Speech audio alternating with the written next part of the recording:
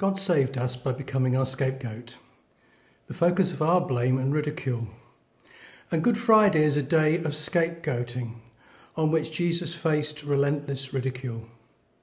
But in 2020, our pandemic passion means that we can identify with another experience of Good Friday, the isolation. Jerusalem was stripped back.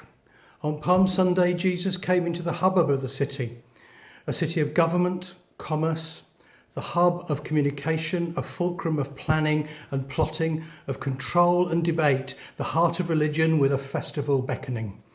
But by the end of that day, the Good Friday day, the city will be stripped bare, locked in silence and darkness. Now, in the last few weeks, our cities of commerce and communication, government and festival have been silenced and stripped bare. What was throbbing with life a few weeks back is now still. A shielding and distancing has moved in. For me, the novelty has worn off. I don't know about you. And I picture the locations in Leeds that have moved from movement to motionlessness. The centre of government, Millennium Square with the brightness of the Portland Stone Civic Hall straddled by golden owls, watching us, but empty. City Square, the hub of communication with a railway station in one corner and the new Channel 4 building emerging from the old majestic ballroom at another. But no arrivals and departures and no scurrying to meetings. The arcades and malls of Victoria, Trinity and the Light now shut and still. Not even the escalators are moving. No browsing, buying or viewing.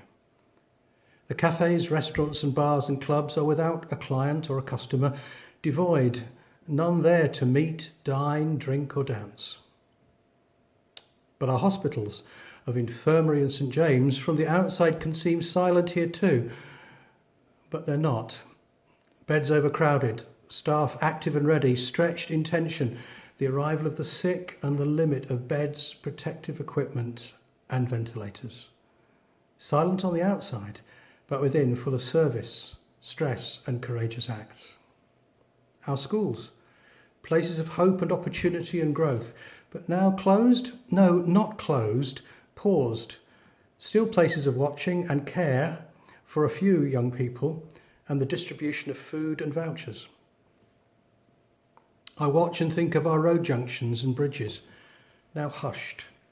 A few cars, a lonely walker and the obligatory Yorkshire cyclist, but none are crossing the air, and the lights change at Sheepscar and Scott Hall, red, amber and green in repeated pattern, but none pass. And churches, in this week of service, walk of witness, song, prayer, preached word, now they're locked, mute and empty. In this week of all weeks, we've been locked down and stripped bare by coronavirus. And in Jerusalem, back then the city began a lockdown of its own. The civic authorities and government weighed the situation, calculated the scenarios, examined the evidence and decided Jesus was expendable, a scapegoat to remain safety and order. The crowds had arrived to celebrate, shop, dine, meet, sacrifice, but they withdrew and they distanced themselves. A few poked their heads above the parapet, like Simon of Cyrene carrying a bit part, but they all receded into the background and Jesus was increasingly alone and watched barely by a few. And those few would hurl insults at him when within earshot, a scapegoat for them too.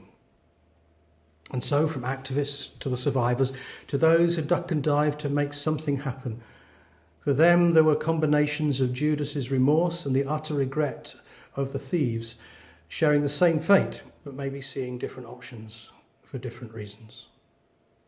More so, Jesus suffered betrayal from his friends. We all know in our own lives of many small or greater betrayals in life, and Jesus must have felt this acutely, the disappointment, the sense of meaningless, the unimaginable pain. Love and friendship rejected, broken promises, unrealised hopes, alone and frustrated, but Jesus took this upon himself. As events closed in, some were emboldened to commentate and conclude. He saved others, let him save himself. It seemed by their analysis and mocking they sought to pin the onlookers and betrayers alike and silence any possible sympathy and accompaniment for Jesus, scapegoating him and trying to control the story and the thinking in communication. Some with money and resource couldn't change the situation but acted to offset its impact, so later Joseph of Arimathea would offer a tomb and take a body. And those who would help, soothe and heal, well, there was a soaked sponge offered to his lips, the compassion of care in the direst of situations. Now leave him alone, they urged. All is silent, and Jesus is alone. And he shouts out, Eli, Eli, lama sabachthani. Alone, abandoned, forsaken. Abandoned by all? By God? This is a complete lockdown. This is an absolute leveller. Jesus, the ultimate scapegoat. But here is the wonder of Good Friday. The more alone Jesus becomes, the more clearly we see him. The one who will stop at nothing to love us. The one who will not come down from the cross.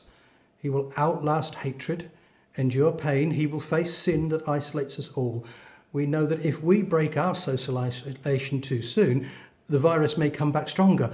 But we know that Jesus didn't withdraw from his forsaken isolation too soon. He hung there to death so that evil and sin need not return tighter still.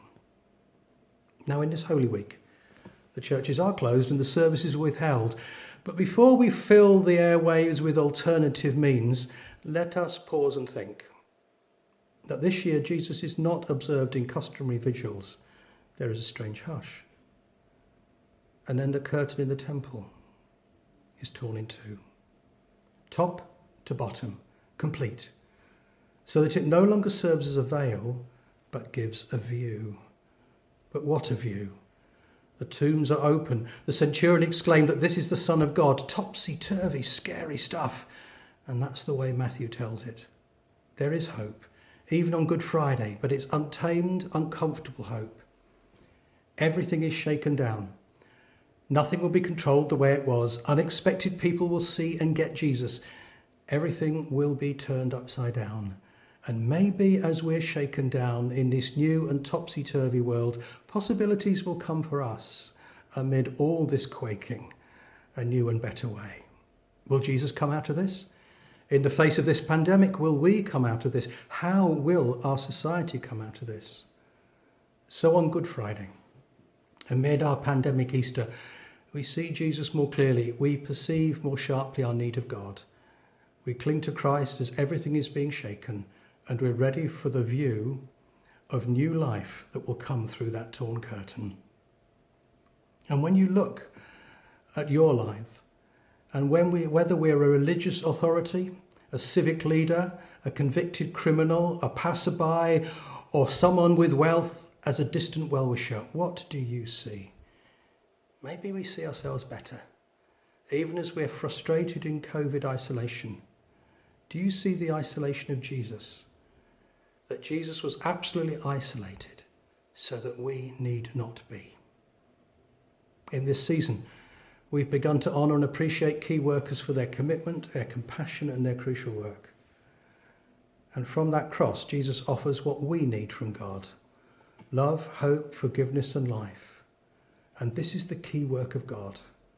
Connect with and hold on to Jesus for this, and you will never be alone. Maybe through this quaking, the quaking that we are experiencing, there will be a tearing of the curtain to open up new, deeper and better ways of living, so that even in this time there is a Good Friday in a pandemic Easter.